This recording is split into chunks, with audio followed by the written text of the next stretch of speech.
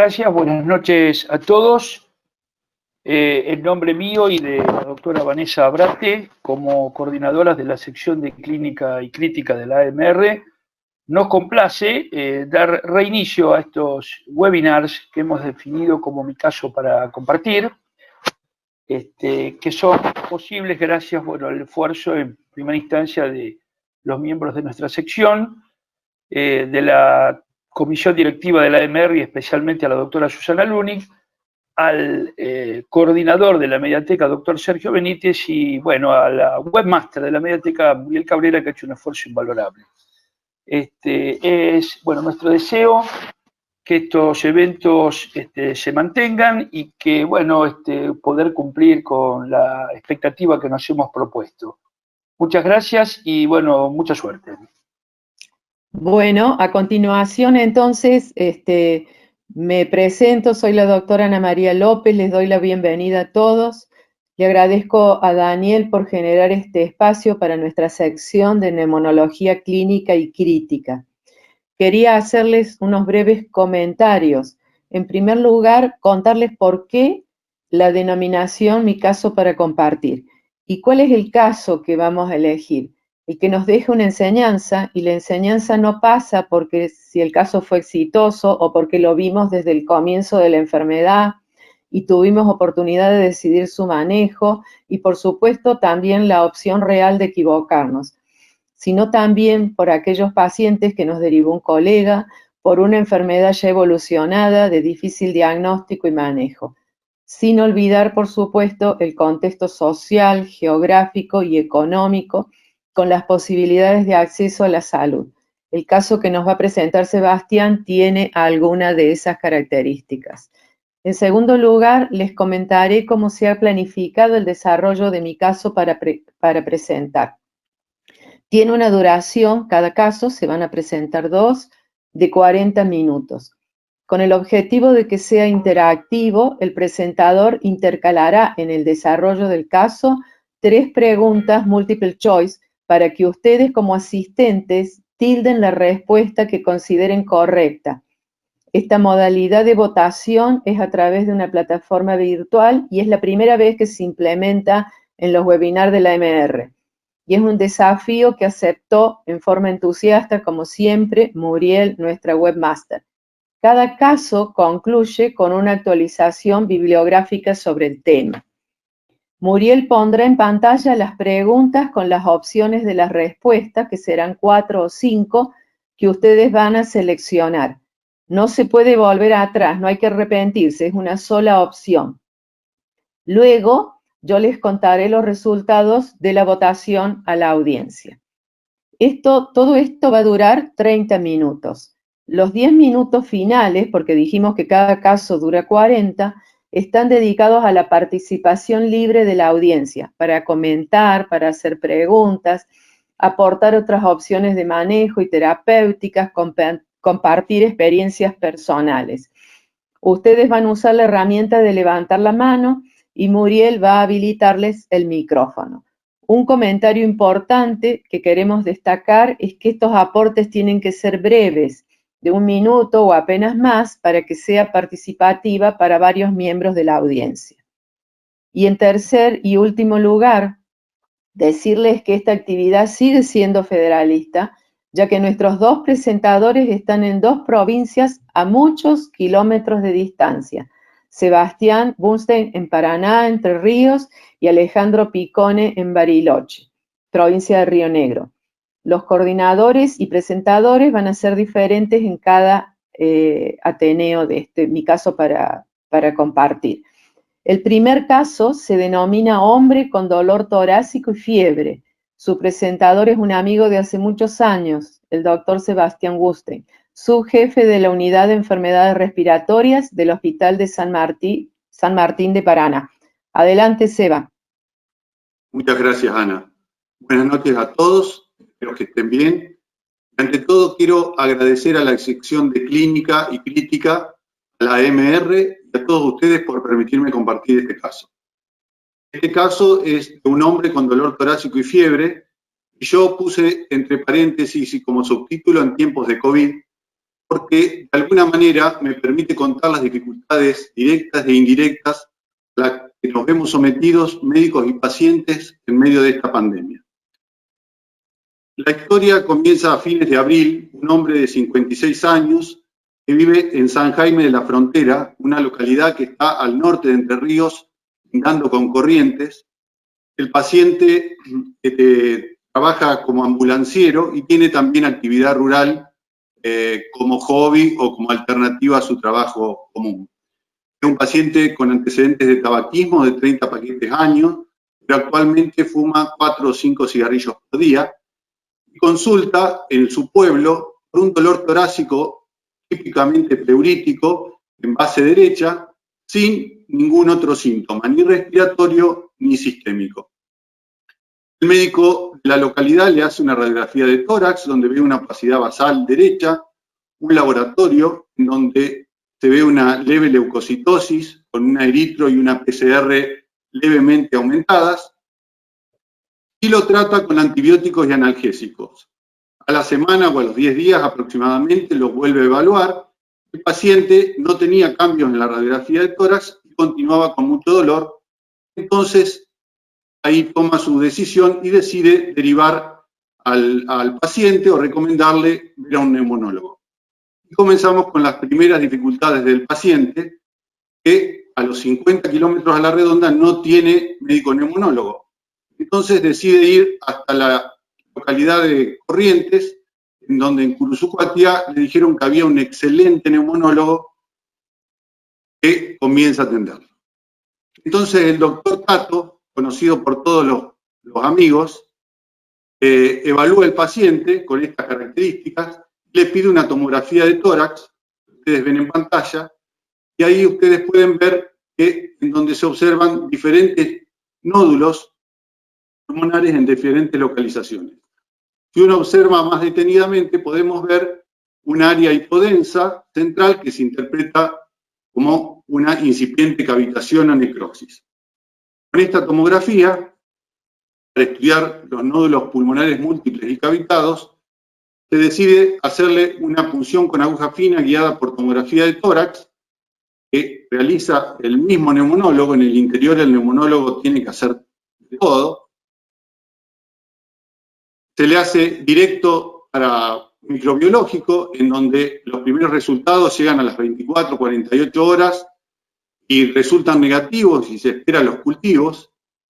Se le hace una citología, en donde por suerte, al estar casado con la anatomopatóloga, se lo hace bastante rápido también, donde se observa una inflamación mixta, en donde hay componente agudo, donde hay macrófagos, neutrófilos, y componente crónico, infiltrado linfoplasmocitario.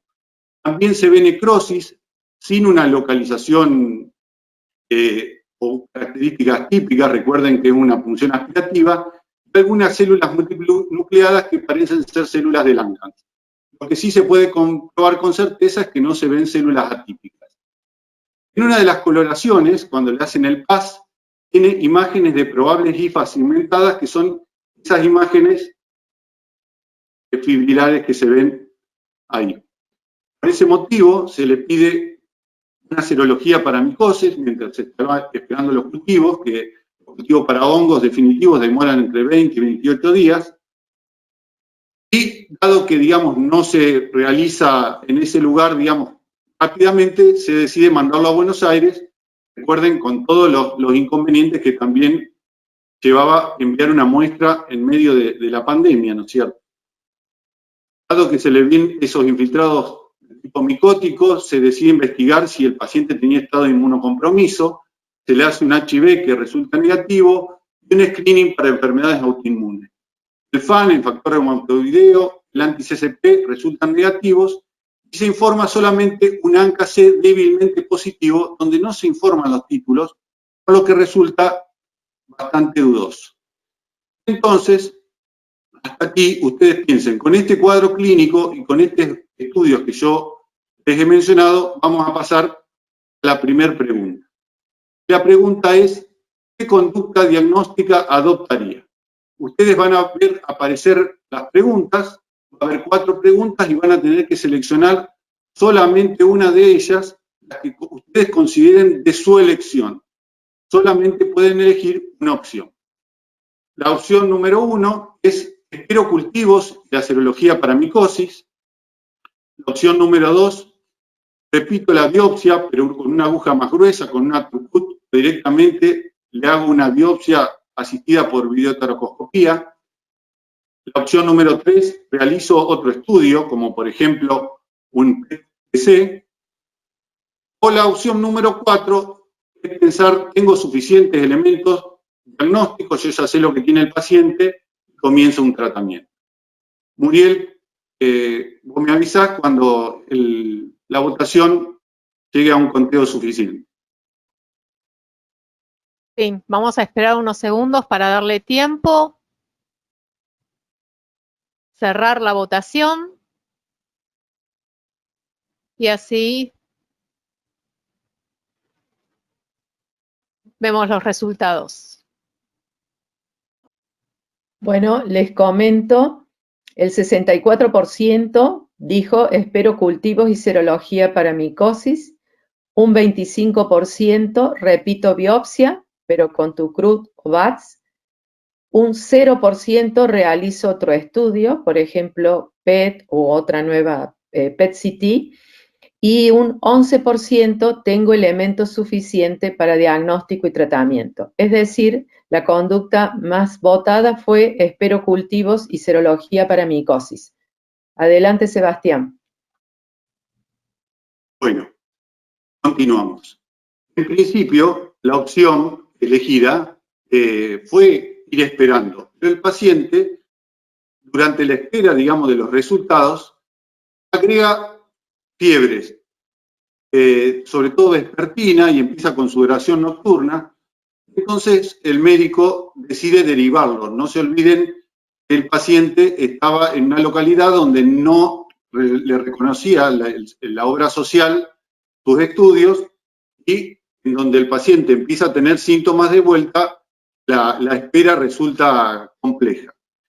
Se deriva a la ciudad de Paraná, en donde el paciente se tiene que trasladar 260 kilómetros más al sur, aparte de los 80 que ya había hecho, y consulta con estos síntomas: con síndrome febril, con sudoración nocturna, continuaba con el dolor torácico, y agrega, junto con el síndrome febril, dolores articulares, que se relacionaban en estos momentos con el síndrome febril.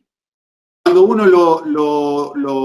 le hace el examen físico, lo único que encuentra como positivo es una lesión a nivel de la encía. El paciente tenía solamente 2 piezas dentarias en la parte inferior, no tenía piezas dentarias ni arriba y 1 o 2 abajo. El eritro, que era de 35 al principio, había aumentado a 100. Eso es otro de los motivos por el cual se decide derivarlo para continuar sus estudios. Lógicamente ahí se decide esa opción, que es hacer una punción, una Trucut, del nódulo que se había hecho en principio, el nódulo lateral. Se envía también a cultivos y anatomía patológica. Los primeros exámenes que llegan son los exámenes microbiológicos, que también acá, en este caso, resultan negativos. Dado que todavía no se había recibido la serología para micosis y que no sabíamos si se iba a recibir en tiempo y forma, se decide volver a repetir esa serología en el hospital y se hace un test diagnóstico nuevamente para enfermedades autoinmunes, por lo que había cambiado la sintomatología del paciente. El paciente queda a la espera de la punción que se había realizado y de estos estudios y se va a su lugar de origen, dado que no tiene posibilidades de hacer la cuarentena porque no estaban habilitados los hoteles y no tenía familiares para quedarse en la ciudad de Paraná, y reingresa a los 18 días de la consulta previa, aproximadamente a los 60 días del comienzo de los síntomas.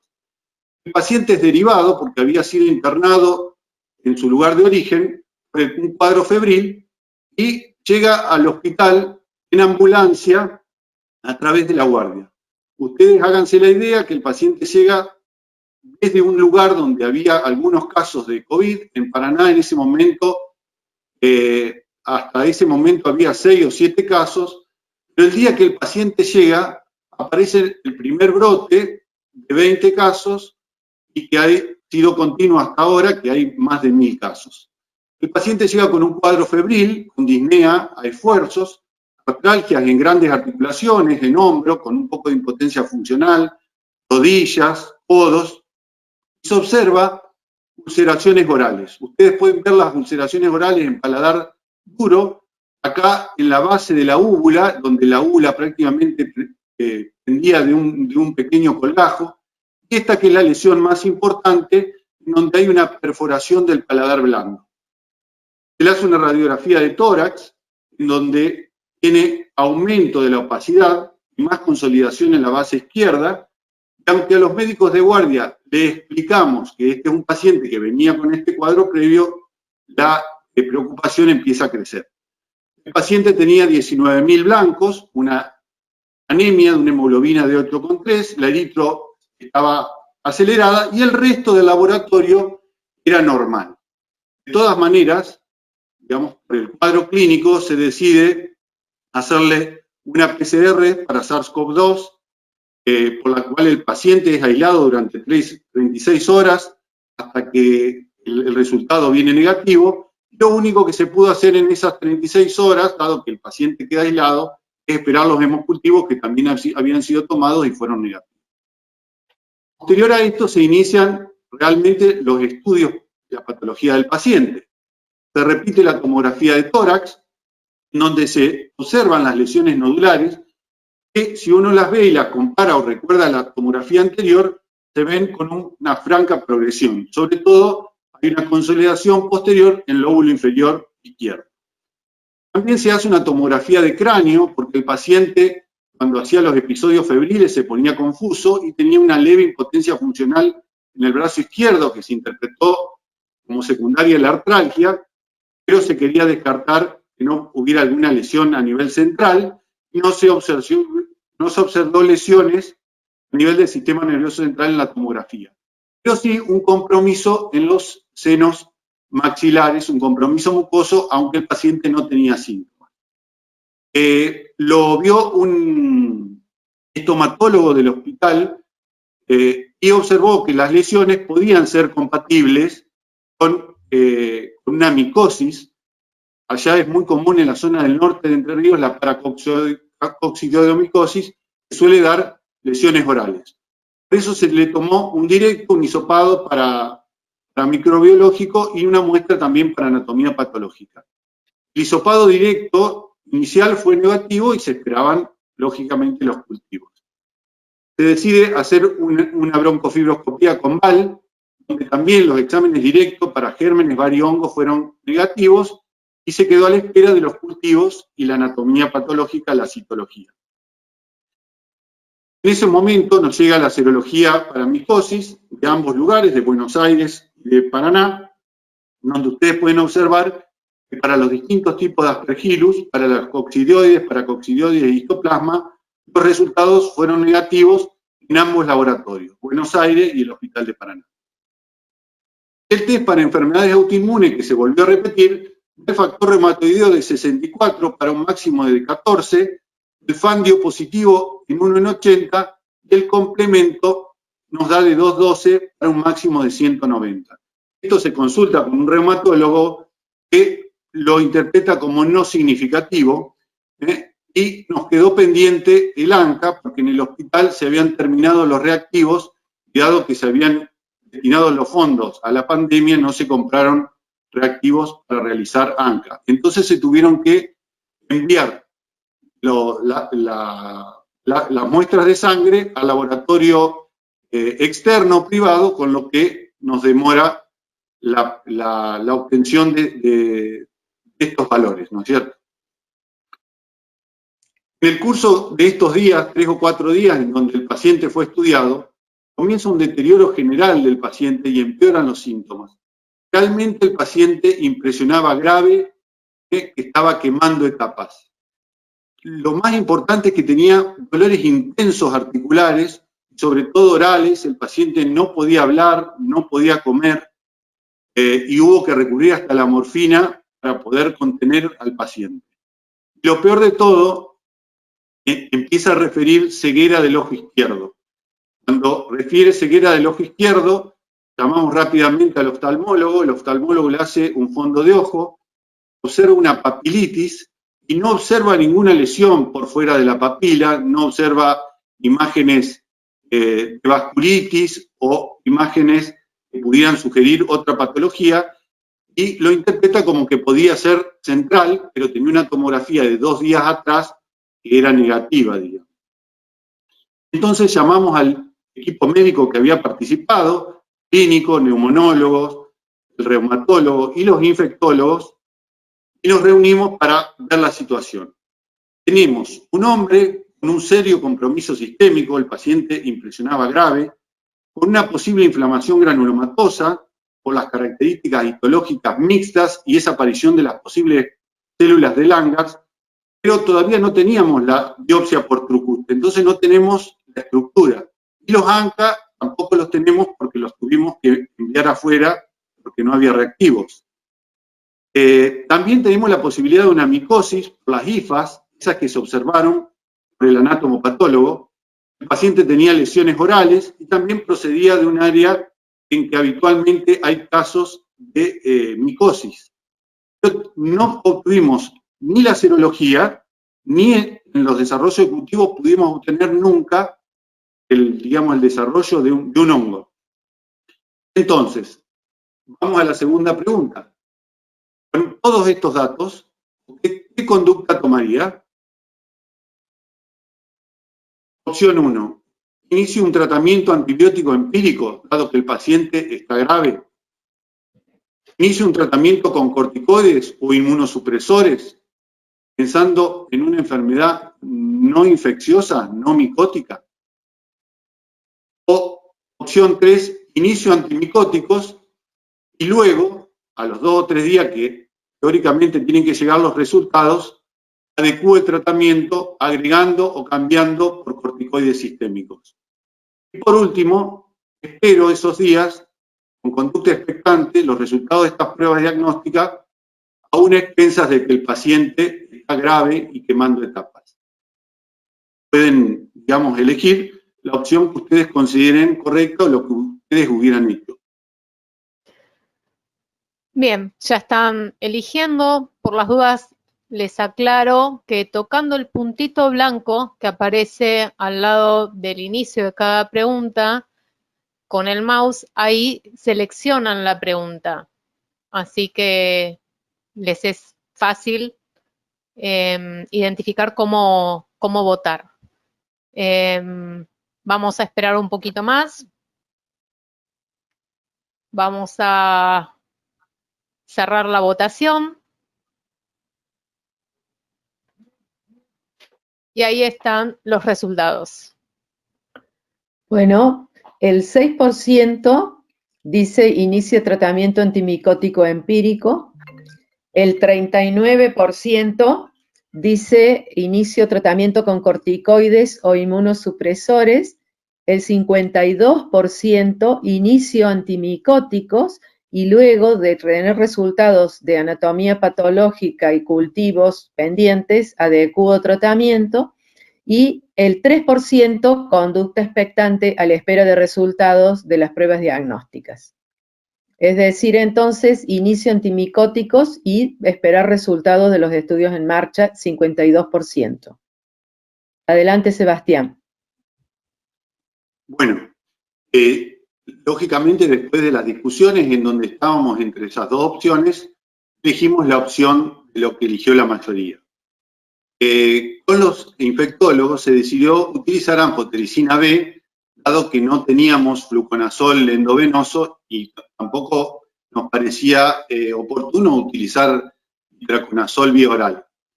La anfotericina B la aplicamos con los protocolos, se inició el tratamiento empírico, esperando que a los pocos días tuviéramos los resultados. Lamentablemente, como la ley de Murphy existe, luego de la segunda dosis, el paciente comienza con la oligoanuria, aumenta la urea y la creatinina y nos aparece insuficiencia renal. Llamamos a los nefrólogos, es valorado por nefrología, y lo interpreta lógicamente como una nefritis gatellada por la anfotericina B. ahí no tenemos, como en todo hospital público, anfotericina liposomal o otro tipo de drogas de mayor costo, digamos. Lo que sí les pareció que la dosis, de la forma que había sido hecha y la aparición rápida e importante de la insuficiencia renal, se daba probablemente porque el paciente tenía una nefropatía latente. Ese mismo día en que el paciente hace la falla renal, que fue a los 2 días, nos llega la anatomía patológica de la punción por Trucut. Se había demorado porque la anatomopatóloga estaba haciendo más cortes para tratar de identificar, a ver si encontraba la micosis, si encontraba alguna lesión que le permitiera dar un diagnóstico de certeza. Esto es lo que aparece en la anatomía patológica. Un proceso inflamatorio granulomatoso asociado a una extensa necrosis de tipo no gaseosa y con PAS, con Ciel-Nielsen, no se identificó ningún microorganismo. No hay tejido atípico, y si bien este proceso granulomatoso no, digamos, descarta lógicamente la tuberculosis, el anatomopatólogo se sigue preguntando, aún sin microorganismos, si no podía ser alguna micosis. Lo que el paciente hace, su falla renal, nosotros ahí con todos estos datos nos caen todas las fichas, decidimos pasarlo a terapia intensiva para iniciar la diálisis y teníamos un tratamiento posible para iniciar porque creíamos que teníamos el diagnóstico. Así que bueno, vamos a la otra pregunta, donde a ver si ustedes pensaban el mismo diagnóstico que pensábamos nosotros. Las preguntas son las siguientes. El paciente tiene una micosis profunda, pero hizo un fallo con la anfotericina, tiene una granulomatosis con poliangiitis, una granulomatosis de Wegener, y por eso tenía el fallo preexistente renal. Es otra enfermedad que no la tenemos en cuenta, como que pueden dar granulomatosis, como una actinomicosis, nocardia o una micobacteria atípica. Se trata de otra granulomatosis no infecciosa, que no hemos mencionado en esta charla. Pueden votar. ¿Cuál les parece a ustedes con todos estos datos que es el diagnóstico? Muy bien, ya están votando. Vamos a cerrar la votación.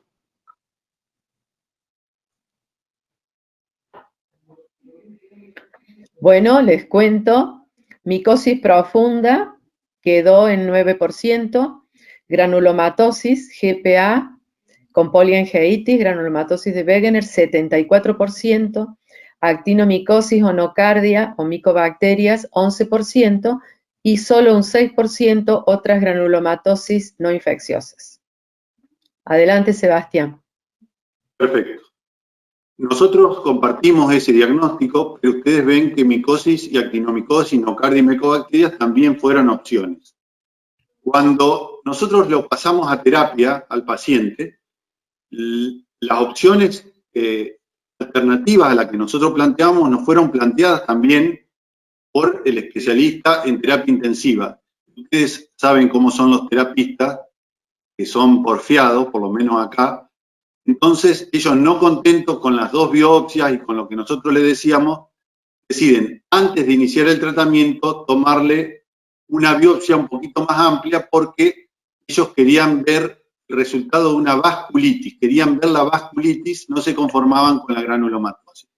Se le toma la biopsia por minitoracotomía y esto se hizo muy rápido porque el paciente estaba mal y en 48 horas la biopsia por minitoracotomía muestra el proceso inflamatorio granulomatoso con necrosis gaseosa central, las células de Langerhans, y lo único que agregó es que se ve obstrucción trombótica de la luz, pero no se pudo observar claramente, digamos, un proceso vasculítico.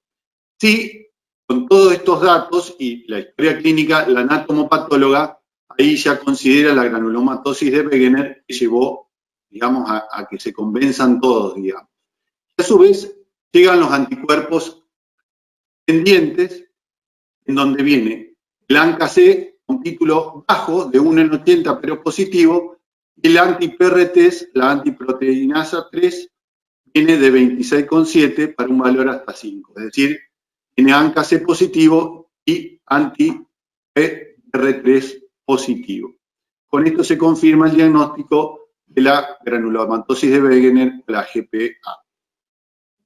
Lamentablemente, el paciente se le realizan 3 pulsos de metilprednisolona, el paciente deja de hacer fiebre, gozó una mejoría, pero a los pocos días reaparece la fiebre, hace una sepsis relacionada con catéter, se aísla un bacilo gram negativo, y aunque el paciente siguió con amplio plan antibiótico, siguió con todo el soporte, el paciente 10 días después de los pulsos fallece de fallo multiorgánico.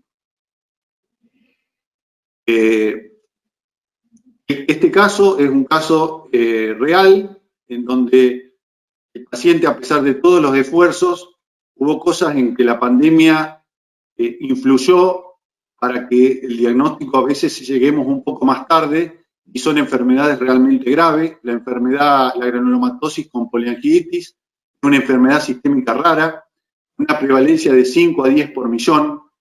Sabemos que es una vasculitis a pequeños vasos que puede afectar todos los sistemas, pero más frecuentemente el tracto respiratorio y riñón. El 90% de los pacientes son ANCA positivos. La histología característicamente muestra la inflamación de tipo granulomatosa, la necrosis, que no es una necrosis organizada, y muestra vasculitis. Es la característica vasculitis leucocitoclástica. Los síntomas pueden afectar desde la cavidad oral, pulmones, piel, ojos, nariz, y en nuestro caso los datos positivos tenía la afección de cavidad oral, los nódulos pulmonares, que son frecuentes, tenía la afección ocular, la ceguera que está descrita, y la probable afección renal que fue disparada con el uso de la anfotericina. Se pudo ver los granulomatosis, los granulomas en la biopsia y los anticuerpos, los ANCA positivos. Los criterios de la Sociedad Americana de Reumatología tienen una sensibilidad del 88 al 92%, 2 de estos 4 positivos dan esta sensibilidad para granulomatosis de Wegener: el compromiso rinosinusal, pulmonar, el sedimento urinario patológico y la histología con los granulomas perivasculares. Y si bien los hallazgos histológicos, la inflamación crónica granulomatosa y la necrosis estaban presentes en este paciente, no estaban los fenómenos vasculíticos. Pero hay muchas revisiones que muestran que, si bien estos son característicos, no son específicos ni deben ser indispensables para el diagnóstico. Con la inflamación granulomatosa es suficiente. Estos pacientes, los métodos más importantes, aparte de los ANCA, que son en el 90% de los casos positivos, y en donde podemos hacer el PR3 y el MPO para poder ver una orientación a qué paciente responde más o menos a la inmunodepresión.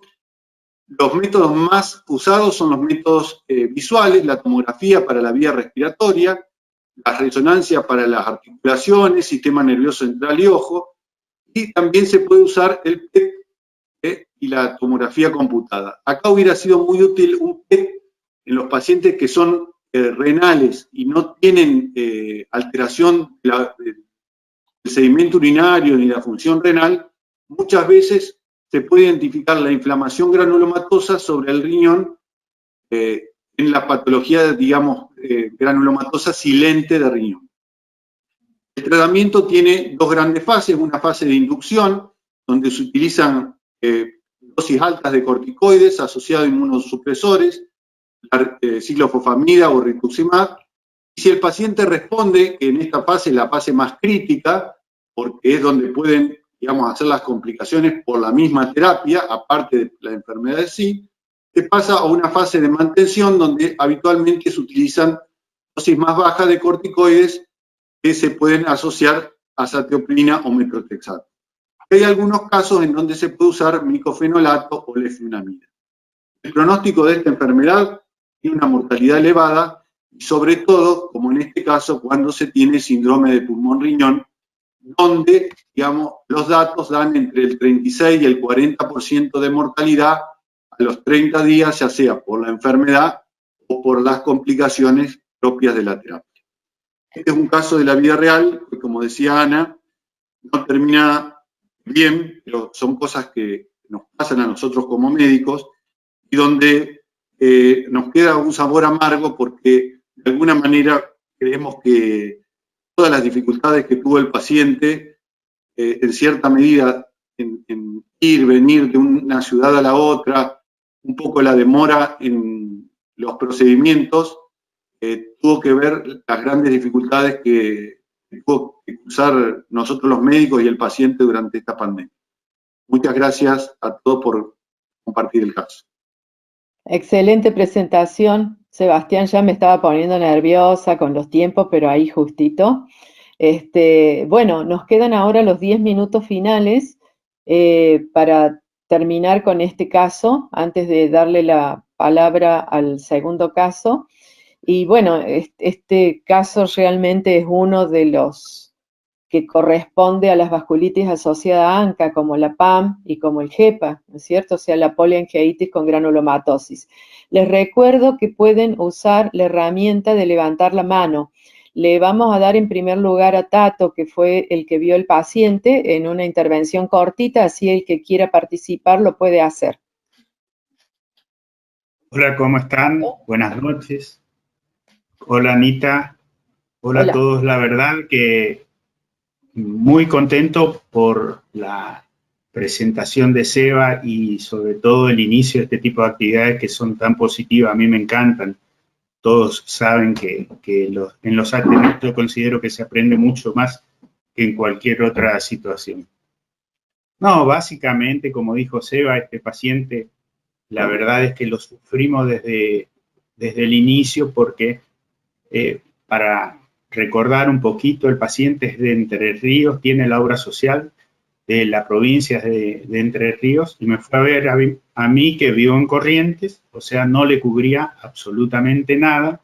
Todos los estudios iniciales, tomografía, punción, análisis iniciales, lo tuvo que pagar. Le pedí la serología, los ANCA y la serología para enfermedades del tejido conectivo y no pudo pagar y se hizo en un laboratorio de una localidad de Entre Ríos que lo informaron en cruces, o sea, bueno, todo mal. El paciente después, como decía Seba, progresó y hubo que buscar la manera de derivarlo y gracias a Dios que tenemos muchos amigos en esta sección que es muy federal, como dijo Anita, podemos interactuar permanentemente y de hecho lo hacemos. Y ahí hablé con Seba y lo recibió el paciente, si no, la verdad es que este paciente hubiese quedado, desgraciadamente terminó mal, pero si no hubiese quedado prácticamente varado en su ciudad donde reside.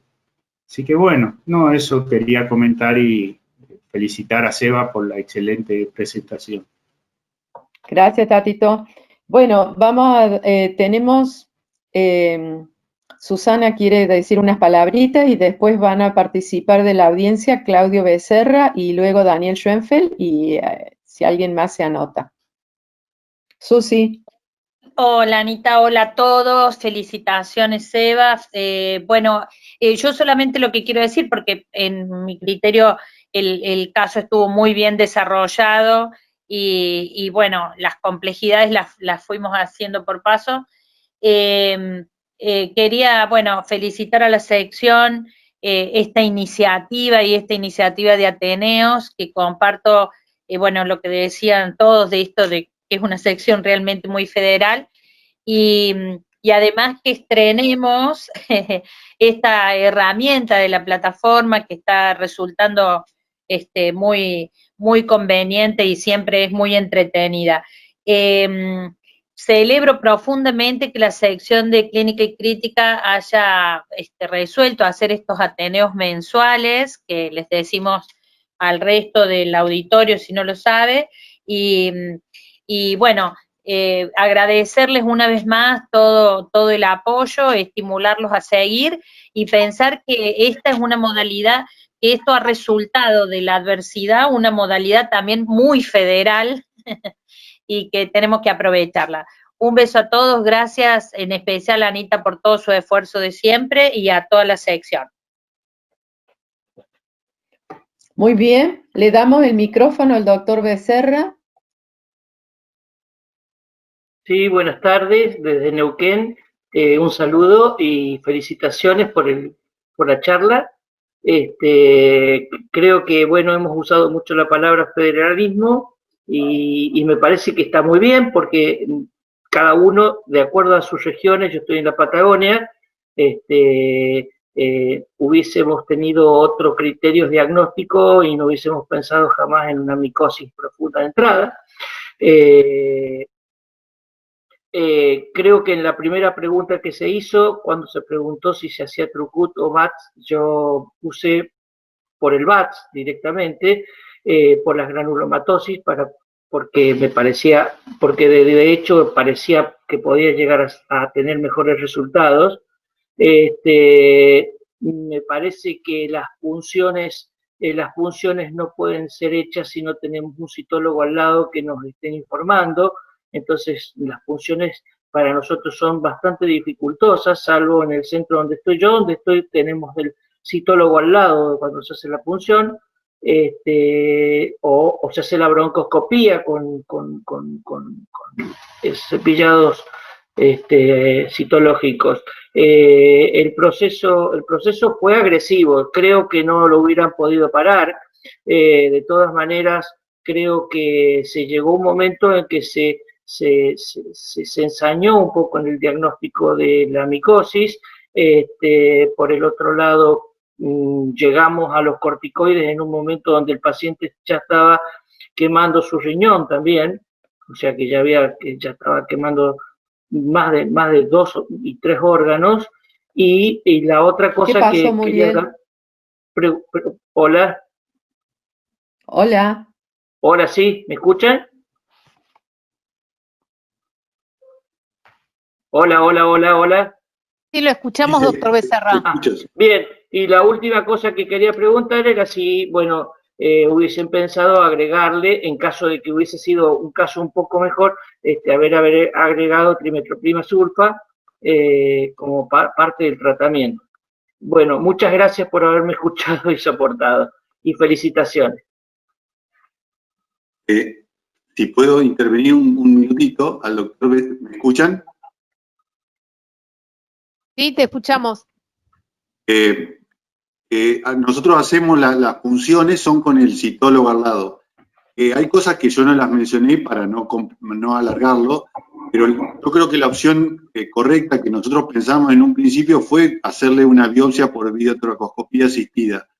Lo que ocurre es que ahora en pandemia, cuando se piden autorizaciones, por ejemplo, los ganchos de sutura no autorizaban ese tipo de cirugías, y digamos, la demora en la autorización para realizar eso digamos, era crucial para nosotros, y entonces hicimos lo que más rápido podía salir, digamos. Es decir, que en todas esas cosas influye, digamos, estar trabajando en un sistema en donde, digamos, no da celeridad. Muchas gracias, Claudio. Le damos la palabra ahora a Daniel. Ahora estoy. ¿Qué tal? Bueno, Seba, muchas gracias y felicitaciones, muy lindo caso. Y bueno, me encanta esto de que sea federal y que lo haya empezado un colega y lo haya finalizado otro, lo cual muestra también que podemos trabajar en equipo a la distancia en estas circunstancias. Yo quería hacer dos o tres preguntas, acotaciones.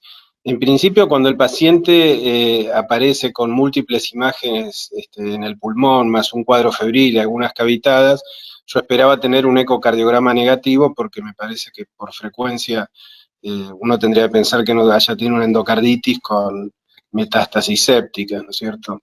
Pero bueno, después cuando se volvió a la casa y pasaron 60 días, digamos, ese diagnóstico salió de la palestra. Lo otro, también tener presente que una orina completa en algún momento de todos nuestros pacientes tiene que estar, porque a veces un sedimento urinario patológico con proteinuria o con simplemente una hematuria nos puede ayudar a guiar en parte el diagnóstico. Y por último, y es una pregunta, ¿por qué insistieron con el pulmón cuando tenían lesiones ulceradas en la boca, si no hubiera sido más sencillo tomar una biopsia de esas ulceraciones. Sí, hola Daniel, está perfecto. Una de las cosas que dijiste es una de las cosas que me queda grabada y de enseñanza de este caso, es lo que vos manifestás de la orina. Este paciente tuvo una orina al ingreso del hospital, tenía una cuando Tato le había hecho, pero la realidad es que nosotros no solemos pedir examen urinario y a veces en este tipo de casos nos dan datos, no lo repetimos por lo menos.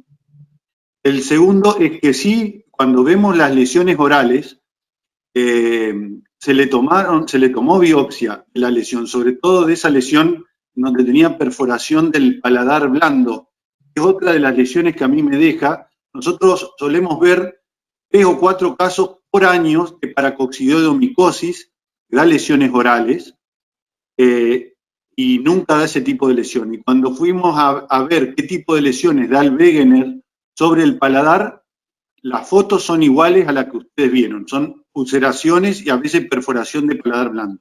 Sí, sí. Los cultivos dieron negativo y la biopsia que se hizo sobre la lesión, demoró, llegó después, no demostró, digamos, una inflamación inespecífica. Ahí no se observó granulomas, será por el tamaño de la lesión, y no tenía vasculitis, inflamación inespecífica linfoplasmocitaria. Eso fue lo que dio la biopsia de la boca. Muy bien, Seba, muchísimas gracias, muy lindo todo. Gracias a Hemos ustedes, terminado gracias a en ustedes. tiempo y forma. Son las Muy 10, bien. o sea, los 40 minutos justos. Bueno, ahora vamos a dar lugar a María Cristina Ortiz, que coordinará la presentación del segundo caso.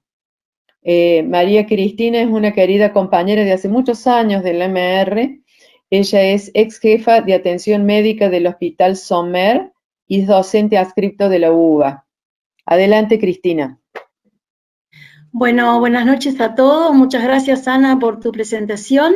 Y hoy tengo el gusto de presentar al doctor Alejandro Picone, que ha sido en varias oportunidades vocal de nuestra comisión directiva en representación de la Patagonia, y en la actualidad es médico neumonólogo del Centro de Medicina Respiratoria Bariloche del CEMER. Durante la presentación vamos a seguir la misma modalidad que explicó Ana para responder a las preguntas, marcando, desde que leen las preguntas ya pueden empezar a marcar para agilizar. Y el caso que va a compartir con nosotros Alejandro se llama justamente un caso de disnea que no mejora con los años. Adelante, Alejandro. Gracias, Cristina. Bueno, muchas gracias, como dijo Sebastián, a los encargados de la sección que me invitaron a participar y a Cristina especialmente, que ayudó también en esta presentación. Este caso es un poco más simple, con preguntas más simples y básicas, así que no va a ser tan divertido como el otro, pero tiene sus vueltas. Lo lindo de este caso es que es un seguimiento de muchos años y es el problema que se ve en el consultorio. El paciente es de sexo masculino, ahora tiene 59 años, o sea que tenía 44 cuando empezamos a conocerlos. Había tenido en el 2004 crisis de disnea con sibilancias que fueron atendidas por su médico clínico con un claro desencadenante alérgico y que lo trató con salbutamol y al no mejorar el paciente lo envió al consultorio. El paciente no era tabaquista, es un paciente que tiene enanismo acondroplásico, o sea, es una persona de baja estatura porque sus extremidades son cortas, la cabeza es de tamaño normal, el tronco es de tamaño intermedio, tienen una calcificación precoz, sobre todo de los cartílagos. Los cartílagos empiezan a calcificarse en los huesos largos, tienen extremidades cortas, entonces con dedos cortos. Presentaba alergia clínica estacional con rinitis alérgica y sinusitis crónica recurrente.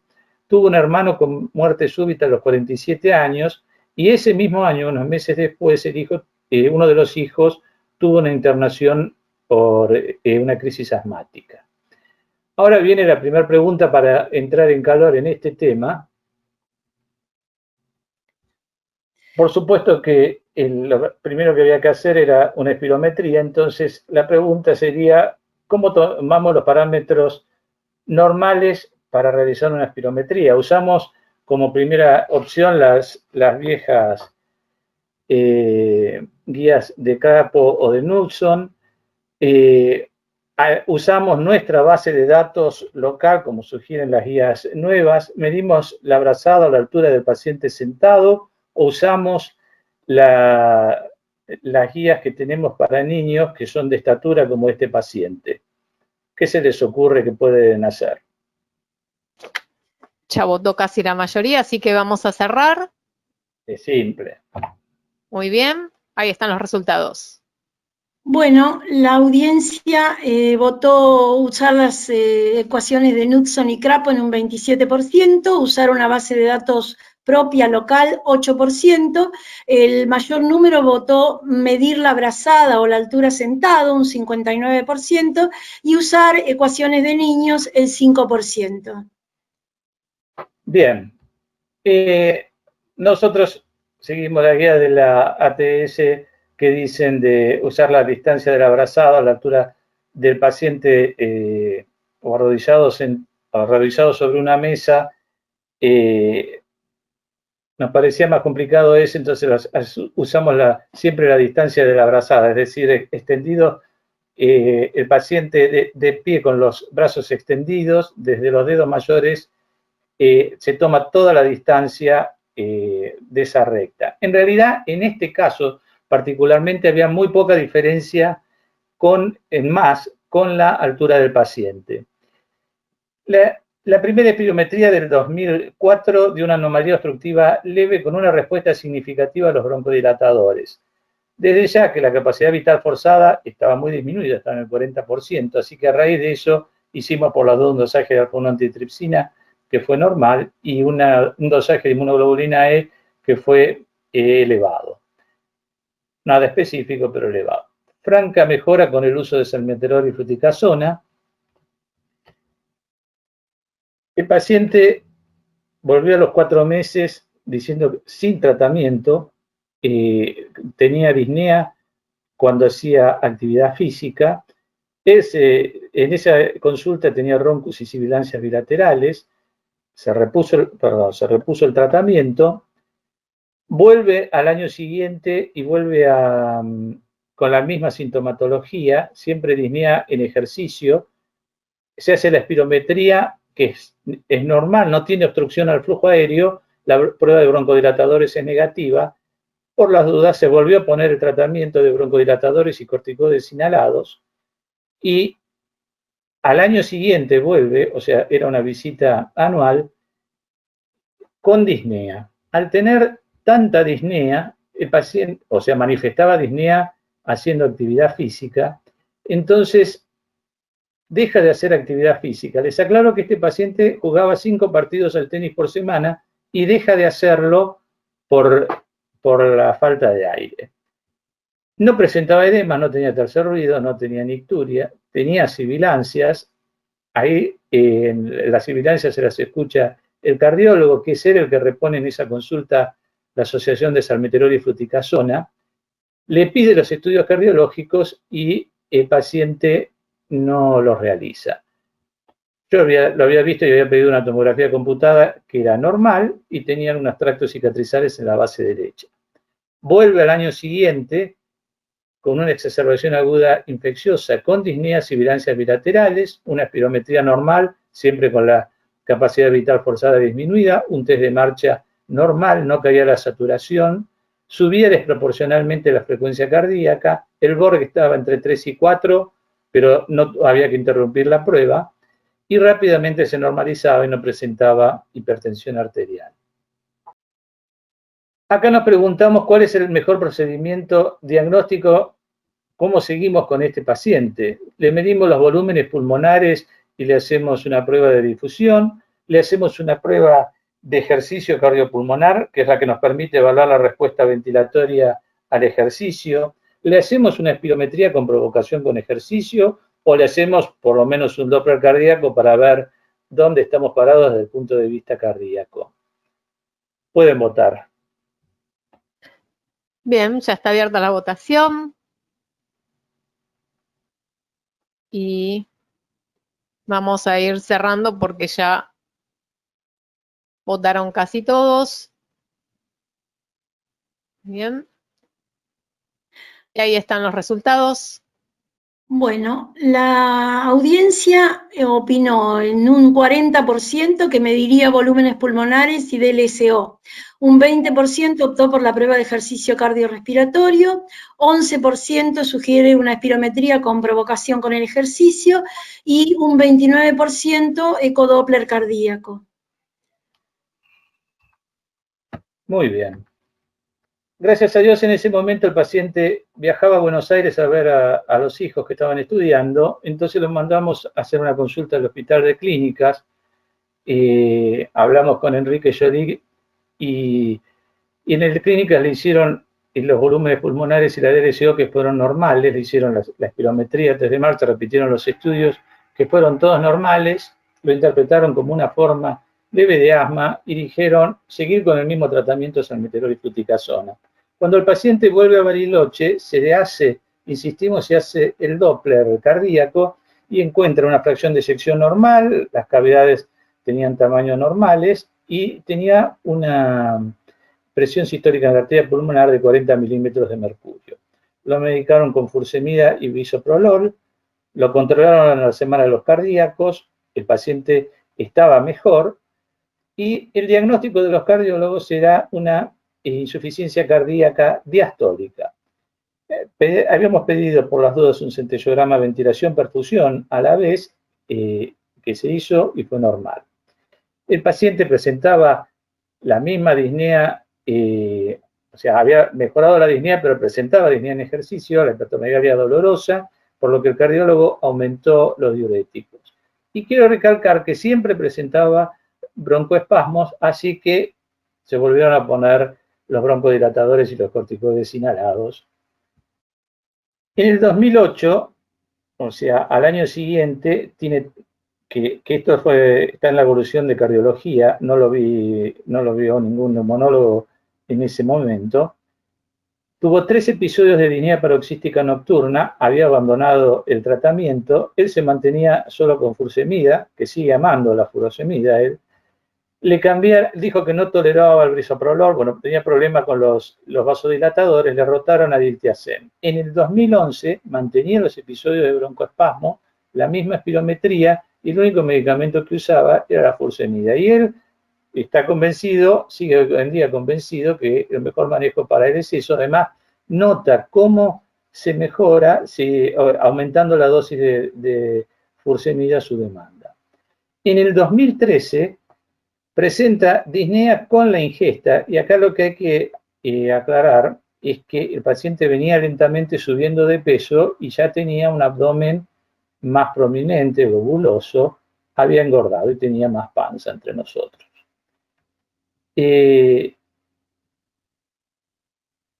disnea antes de los 200 metros, la espirometría siempre era solamente restrictiva y no había obstrucción al flujo aéreo. En el test de marcha vemos acá que hay una caída significativa de la saturometría de pulso de 97-90% y hay un aumento de la frecuencia cardíaca hasta 140 por minuto. La distancia caminada siempre fue muy buena, 110% del valor teórico estimado.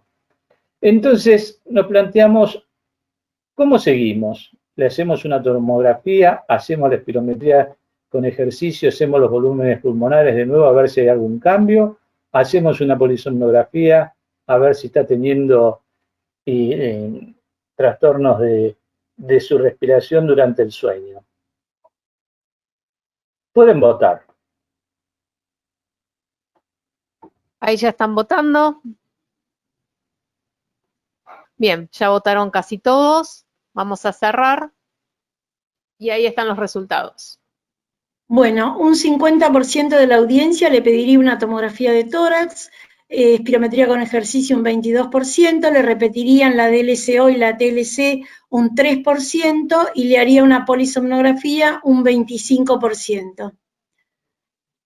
Nosotros hicimos una tomografía computada que nos sorprendió y fue normal.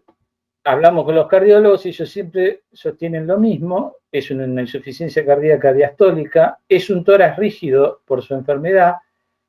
Le preguntamos si se encontraban falla de bomba, no encontraban falla de bomba, siempre en el examen físico seguía presentando sibilancias, nunca rares, y le indicaron mantener la fluosemida y bajar de peso.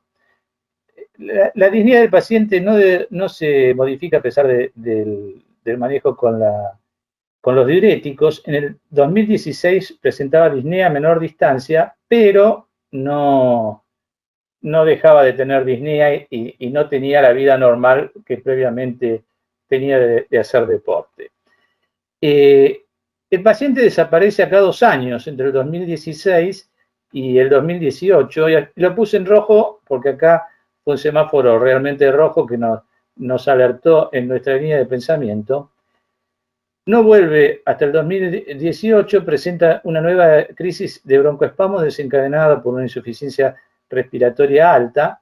Le hicimos, cuando se hubo resuelto la infección, los volúmenes pulmonares, que después los vamos a ver en un cuadro, tenía una capacidad pulmonar total del 60%, una capacidad de difusión del 54%, un volumen alveolar de 35%, y el cociente de la DLCO sobre el volumen alveolar de 154%.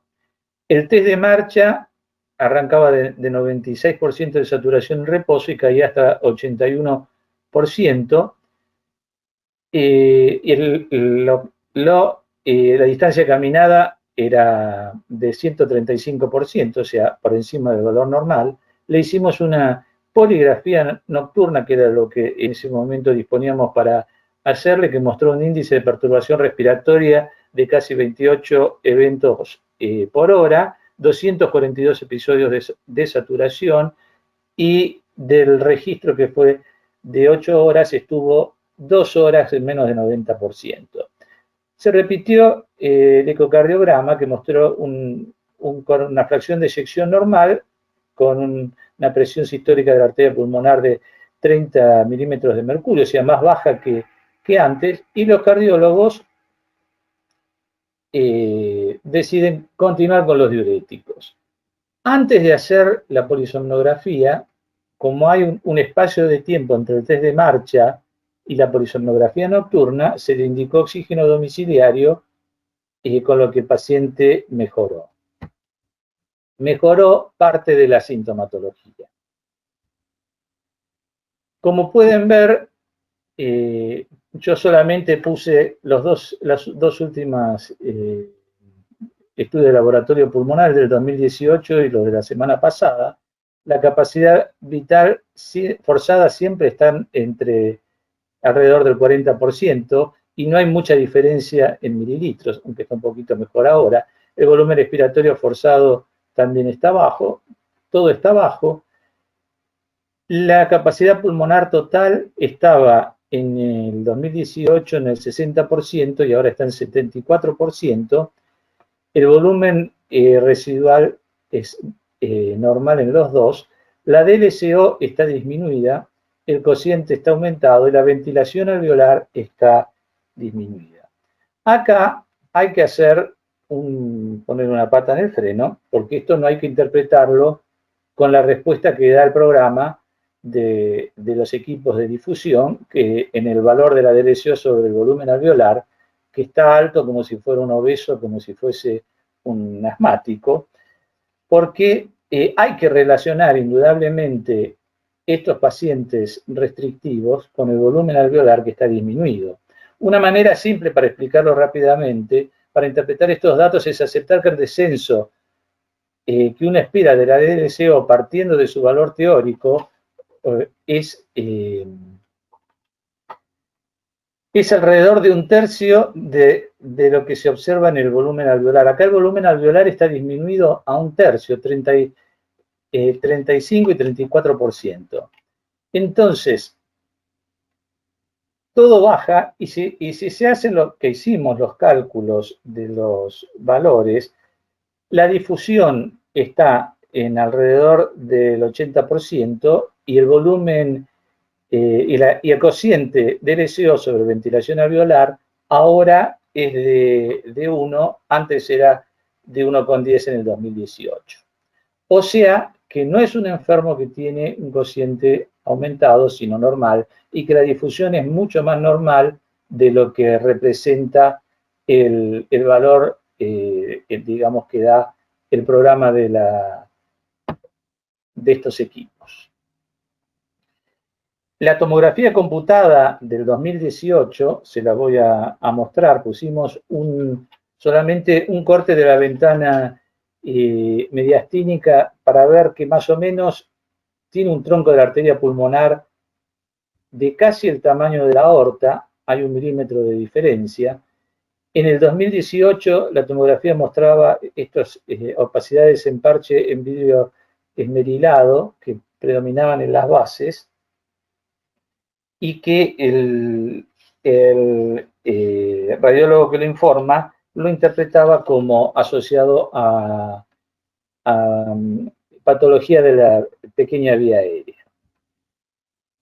Entonces ahora, con los estudios que teníamos en realidad, porque estamos haciendo la pregunta sobre la tomografía, la poligrafía nocturna, el ecocardiograma, nos preguntamos cuál tratamiento le indicamos. Le indicamos un tratamiento con ventilación no invasiva en casa, le indicamos un tratamiento de rehabilitación respiratoria, le indicamos un tratamiento con broncodilatadores y corticoides inhalados, o lo dejamos solamente con oxígeno. ¿Qué les parece? Pueden votar. Ya están votando. Bastante rápido. Es muy sencillo. Muy bien. Y no se han ido a cenar todavía. Tienen hambre, es verdad. Cuando tengan un caso, recuerden que tienen que levantar la mano para poder darles el micrófono. Muy bien, ya votaron casi todos, así que cerramos la votación. Y ahí están los resultados. Bueno, el 75% de la audiencia le colocaría CPAP, un 14% dice rehabilitación respiratoria, broncodilatadores y corticoides inhalados 8%, y solo oxígeno domiciliario un 3%. Bien. No sé si ya ven mi pantalla. Ahí está. Nosotros este caso lo discutimos en nuestro centro en el 2018 y lo seguimos discutiendo. Pensamos que es un paciente que tiene insuficiencia cardíaca diastólica, que tiene un SAOS moderado, con algo de hipertensión, que fue leve y que mejoró o debe haber mejorado con los diuréticos, nada más porque no hay otra cosa en el medio. Hay un descenso de 1 kilo entre el 2018 y el 2020, que tiene una franca hipoxemia de ejercicio. Pensamos que tiene un tórax rígido a raíz del trastorno genético de base, que es la condroplasia, que no permite que se expanda completamente el tórax, y nos queda pendiente una medición de la compliance pulmonar que pensamos hacerla. Nosotros en el 2018 le indicamos el tratamiento con ventilación no invasiva, que el paciente prácticamente lo descartó, no sé si lo llegó a usar, tiene el equipo y no lo usa, me comentó la semana pasada. Le indicamos el tratamiento de rehabilitación respiratoria, empezó a hacerlo y lo abandonó, pero hace mucha actividad en su casa, 1 hora y media de bicicleta todos los días con el concentrador de oxígeno, y la masa muscular está perfecta. Además es un paciente que toda su vida hizo actividad física, está entrenado y sigue haciéndolo a pesar de todo. No, digamos, uno también tiene que acompañar al paciente en sus decisiones, explicarle las diferencias y resolver, a ver cómo llegar al mejor tratamiento. En definitiva, actualmente está con oxígeno, con la actividad física que él hace y con los diuréticos. No nos satisface, como tenemos una consulta pendiente después de las pruebas que se hicieron entre la semana pasada y esta. Ayer se hizo una prueba de caminata que cae la oxigenación, la saturación, pero el valor más bajo que tuvo y muy poco tiempo fue de 85%, siempre camina el 140% de la distancia que necesita, o del límite inferior normal, así que eso muestra que el músculo por lo menos está bien, y la disnea fue poca. En definitiva, lo que nos está faltando es el tratamiento con CPAP y una rehabilitación más controlada y, digamos, ir optimizándola. Nos falta definir cuánto hay de compliance pulmonar y cuánto de compliance torácica para ponerle el sello que nosotros pensamos. Y nos pareció que es un caso lindo para mostrar, para siempre hacer acordar que no todo lo que silba es asma, no todos los broncoespasmos son asma, que la insuficiencia cardíaca impresiona ser lo que está mucho más presente que el componente obstructivo que hubo al inicio, que la insuficiencia cardíaca justamente a nivel del pulmón, les dejo en la próxima diapositiva una cita de una clínica en Chest Medicine del año pasado, que tiene 2 capítulos espectaculares de esto, que muestran cómo hablan de la hipoventilación, de la alteración del control en el ejercicio y en el sueño. Desde ya, disminuye la difusión alveolo capilar, pero poco. Disminuye la reserva respiratoria, que es lo que vimos que le fue pasando a este paciente en ejercicio a lo largo de los años. Esa fue actualmente nuestra impresión diagnóstica, y bueno, y ahora queda que nos digan qué es lo que piensan ustedes a través de toda la presentación en el tiempo. Las citas, acá hay algunas, hay más, les puedo pasar, y hay un artículo también muy interesante de la toma de decisiones de la DRCO en las enfermedades respiratorias, que sale un poco de lo clásico y va viendo las nuevas indicaciones. Y termino invitándolos, avisándoles, nuestras próximas presentaciones de casos van a ser los terceros jueves de cada mes a las 19:30 horas para terminar a las 21. 19 de septiembre, 15 de octubre, 19 de noviembre. Así como está ahora este pueblo, lleno de nieve, con un día hermoso fue hoy, y bueno, esperándolo con los brazos abiertos cuando podamos viajar para reencontrarnos personalmente. Gracias. Muchas gracias, doctor Picone. Si estos son los casos sencillos de la Patagonia, ¿cuáles serán los complicados? Y aparte, realmente un gran esfuerzo condensar 16 años de historia en este número acotado de diapositivas que pedimos, ¿no? Bueno, vamos a dar lugar a los aportes o preguntas de la audiencia. Recuerden todos levantar la mano y ser, por favor, muy breves, ya que nos ha quedado un poquito tiempo para tratar de dialogar. Creo que hay una pregunta del doctor Juan Pablo Casas. ¿Podéis habilitarle el micrófono, Muriel? Si ustedes lo tienen... perfecto. Dale nomás. No, a mí me pareció muy interesante el tema de los teóricos de función pulmonar. Estos pacientes acondroplásticos suelen tener miembros chicos, entonces la medición de la envergadura no me sirve tampoco como teórico. En realidad uno está ciego en estos pacientes, en los teóricos, a la hora de hacer los cálculos de la función pulmonar. Algunos hicieron circunferencia del tórax, pero bueno, son difíciles de manejar porque muchas veces los acondroplásticos tienen un tórax de desarrollo distinto del de los miembros. Era eso nada más. Muy bien. ¿Algún comentario, Alejandro? Lo que dice Juan Pablo es totalmente cierto, y si ustedes se fijan, hay una ligera caída de la DRCO y del volumen alveolar en estos últimos 2 años, y sin embargo el paciente en la prueba de ejercicio cae menos la oximetría. Entonces, lo normal es tan complejo en estos pacientes que tiene razón Juan Pablo, que estamos ciegos. No se puede, es como que uno quiere tener precisión y evidencia y no existe en esto. No hay algo que tenga la posta en el valor que se está viendo. Tato, ¿estás en condiciones de hablar? Ahí está, Tato. Sí, Bueno. ahí puedo. Muy lindo caso, Ale. La verdad es que, aparte, difícil. A mí me quedaron 2 o 3 preguntas por hacer. Una es si tiene gases arteriales. No sé si lo mencionaste y por ahí se me pasó. Segundo, si en la tomografía le hicieron cortes en expiración.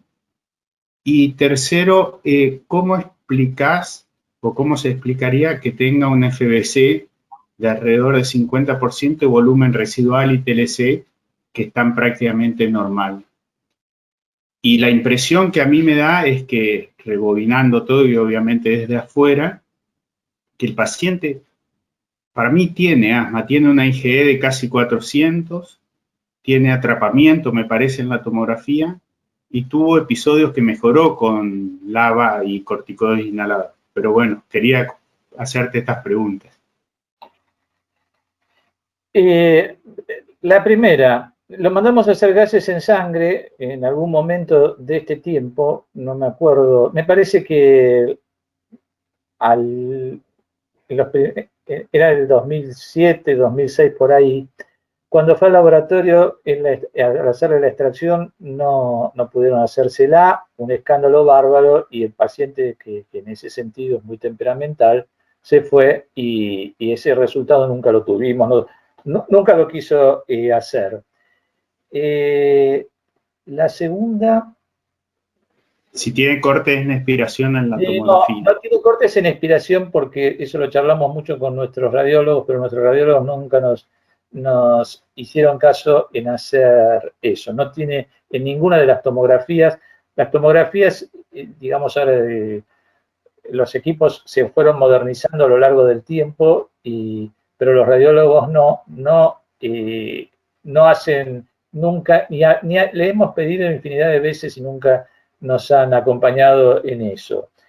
El componente obstructivo el problema es que es algo difícil de armar, este rompecabezas, en que, salvo la primera espirometría, ninguna tuvo obstrucción al flujo aéreo, de ningún tipo. Los valores siempre fueron bajos, pero si vemos los valores solos, en todo el resto de la historia, ni acá, ni en Bariloche, ni en Clínicas, no hubo obstrucción al flujo aéreo.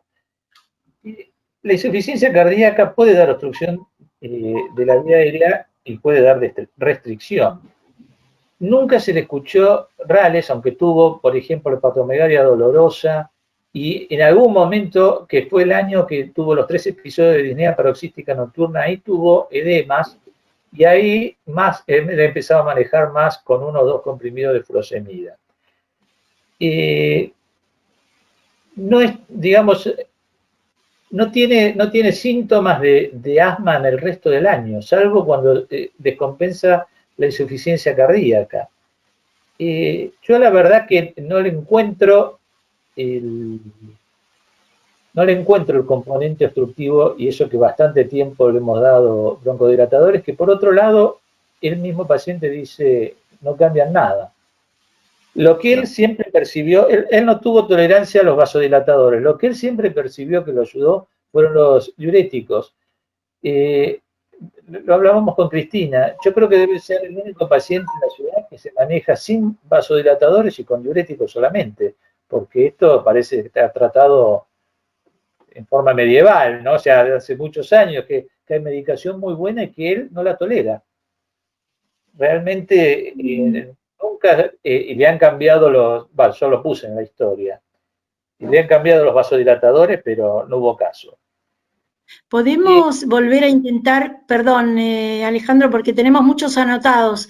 ¿Podemos volver a intentar con Patricia Difonso, la doctora Patricia, o no tiene su micrófono disponible todavía? ¿Doctora Difonso? Bueno. Ahí ya se lo habilité, a ver si... Pero si ella no puede, no. Tendríamos que seguir con el doctor Becerra, le pido que sea breve. Ahí está Becerra. Hola Alejandro, ¿cómo te va? ¿Cómo andas, Claudio? ¿Cómo te va? ¿Cómo estás? Te felicito por el caso, la verdad que siempre el caso es muy simple lo que presentás. Es verdad, evidentemente es un caso, creo yo, que lo que conocíamos es un paciente que yo, así como conocemos el asma de difícil control, yo diría que es un paciente de difícil tratar, porque es un paciente que ha hecho, es un paciente que merece un tratamiento distinto y que generalmente no ha aceptado nunca. Evidentemente el formoterol y el corticoide algo ha ayudado a su asma cardíaca, que la debe tener. Eso por un lado. Por el otro lado, creo que tiene un SAO severo, porque por más que su IPR sea de 27, lo asocias a la dilatación, a la insuficiencia cardíaca y probablemente haya un componente de hipoventilación alveolar asociado.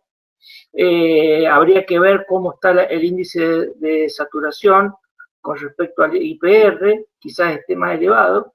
Y yo creo que es un paciente, bueno, no sé si se dejó titular o no se dejó titular, pero creo que es un paciente que andaría excelente si nosotros pudiésemos convencerlo de usar o un CPAP o un BiPAP con incluso, si es necesario, incluso con un aporte mínimo bajo de oxígeno nocturno, y eso le ayudaría mucho a los cardiólogos a hacerle un buen tratamiento. Y por supuesto le ayudaría a él, pero bueno, él no se deja ayudar.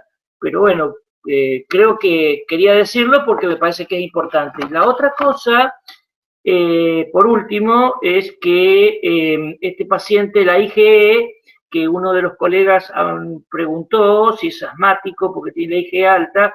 Bueno, IgE alta sola, inespecífica, sin una IgE específica, no nos dice si tiene un asma T2 alto o no. Entonces yo diría que por una IgE no podría decirlo. Por ahí podría sospecharlo buscando eosinofilia, feno o IgE específica, pero me parece a mí que es bastante claro que el proceso es cardiológico, cardiopulmonar, que mejoraría mucho con un BiPAP, quizás más que con un CPAP, pero no importa, que mejoraría mucho con oxígeno nocturno, y por supuesto mejoraría mucho más si diera bola. Muchas gracias y te mando un gran abrazo. Gracias, Claudio. Doctor, tiene su minuto para comentar o aportar. Daniel Schoenfeld, ¿tenés tu micrófono habilitado? Hola, ¿me escuchan? Sí. Bueno, gracias, Ale, de nuevo, muy lindo el caso. Algunas cosas rápido porque tengo un solo minuto.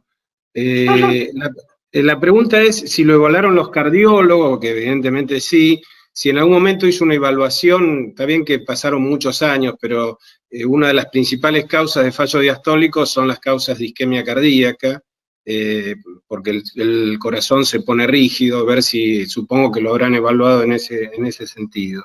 Lo otro es que dentro de los diagnósticos dice hipertensión pulmonar, arterial pulmonar leve, y bueno, está hecho por un eco y debemos dejar claro que el eco no hace diagnóstico de hipertensión pulmonar y menos en un tórax alterado como el de este paciente. Sí, me interesa el tema de los acondroplásicos, hacen apnea del sueño desde chicos y es una comorbilidad que hay que descartarle a los chiquitos, y este paciente probablemente viene con apnea del sueño desde su infancia, y por lo tanto, si él desatura, como desatura creo que 120 minutos en la noche, no está el T90, pero debe ser más del 10%, así que seguramente esa carga de desaturación y de hipertensión pulmonar reactiva, la desaturación, debe hacer que ese corazón también esté fallando.